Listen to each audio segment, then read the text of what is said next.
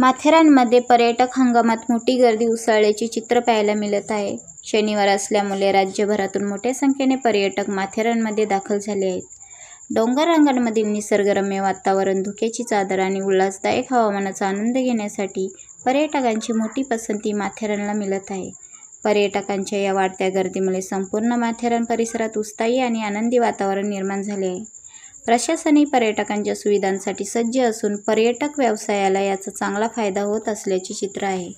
हाय, माझं नाव भूमी आहे. मी इथं विजिट केलं होतं माथेरानला. सो हे शार्लेट लेक म्हणून ओळखलं जातं. हे खूप फेमस आहे एरिया आणि तुम्ही बघू शकतात हे पाणी ओव्हरफ्लो झाल्यानंतर इथं खूप मज्जा येते. सो तुम्ही येऊन विजिट करू शकतात आणि इथं खूप मीन्स पीपल येतात, खूप लोक येतात, पर्यटक लोक खूप येतात इथं बघण्यासाठी. सो ही खूप सेफ प्लेस आहे आणि इथं रिव्हर्स वॉटरफॉल पण आहे. सो तुम्ही नक्की विजिट करा माथेरानला. माथेरान खूप चांगली प्लेस आहे, सेफ आहे, मुलींसाठी पण सेफ आहे.